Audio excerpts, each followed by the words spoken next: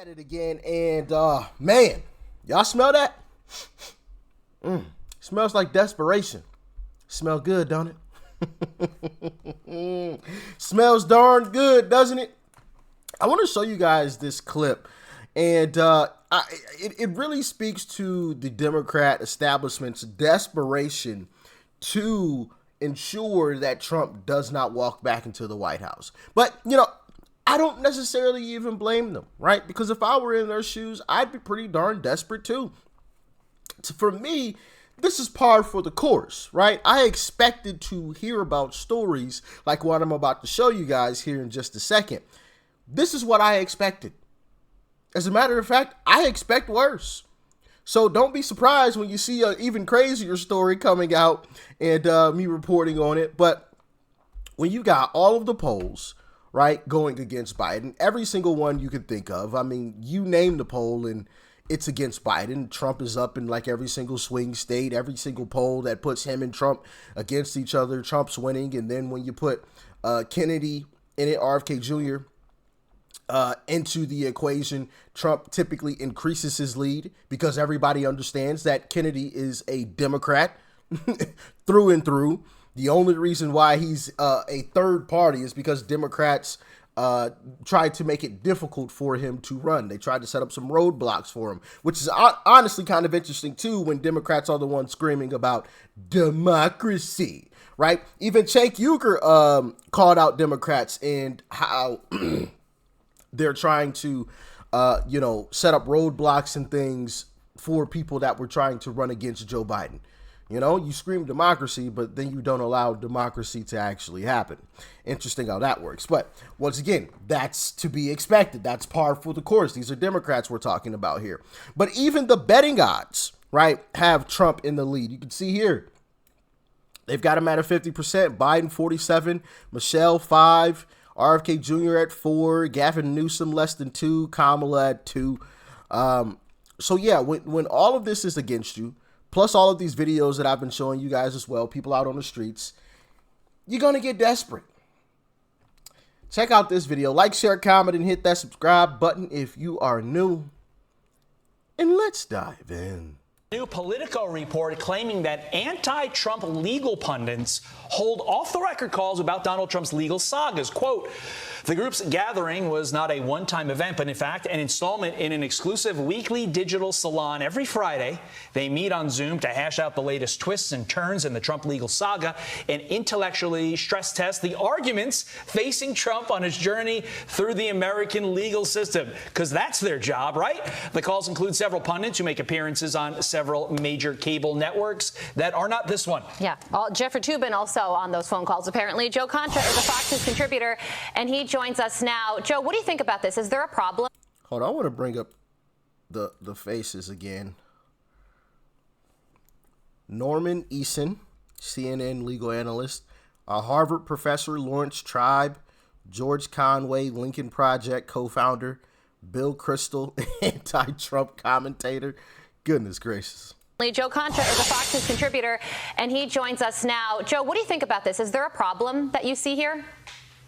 A huge problem, Carly, because Donald Trump has said repeatedly that there is a legal conspiracy against him.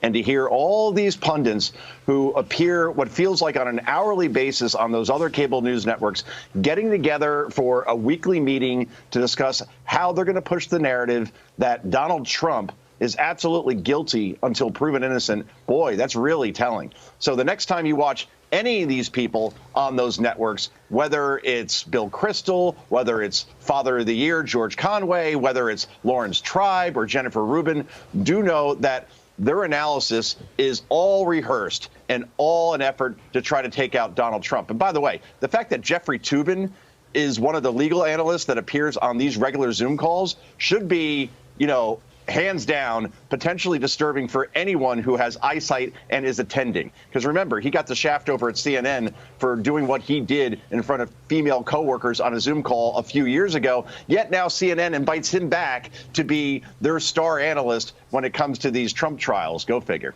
New Politico.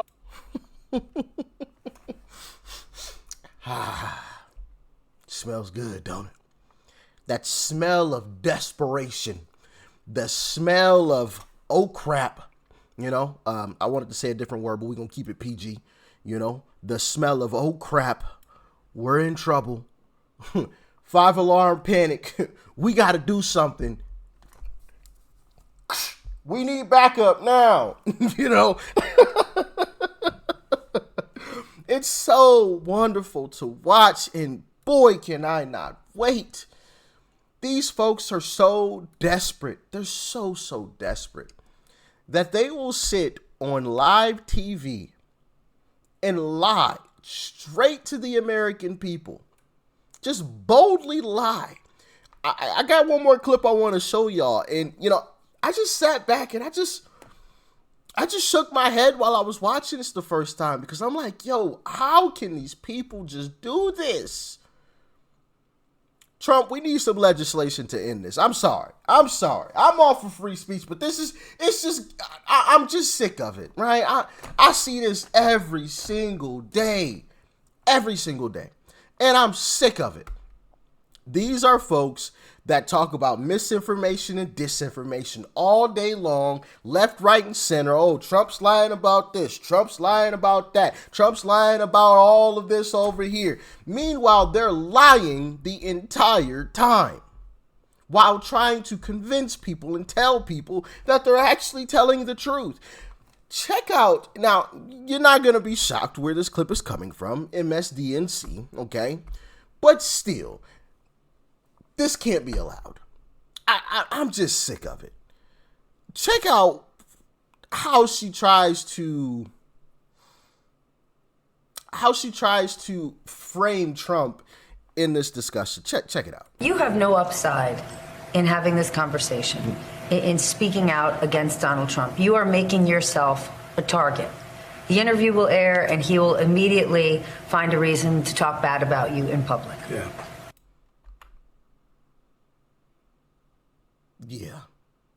You've got no upside in this conversation. Okay, well then why are you having a conversation? Go sit down, do whatever you want to do somewhere. Like trying to frame him as like, oh, this sweet innocent, oh my goodness, just sweet little, Oh, and Trump's going to attack you. Trump is like this big bad boogeyman. Trump's going to attack you. He's going to post a couple of tweets, a couple of truths, right? He's gonna post a couple of truths against you. Oh my goodness, it's the big bad wolf. He's gonna blow your house down. Oh my goodness, shiver me timbers, bro. Does that irk y'all like me? Let me know, please. Maybe I'm on a boat all alone. I don't know, but just listening to that just really irks me. Really irks me how she tried to frame that. Like, what? Trump, this big bad wolf?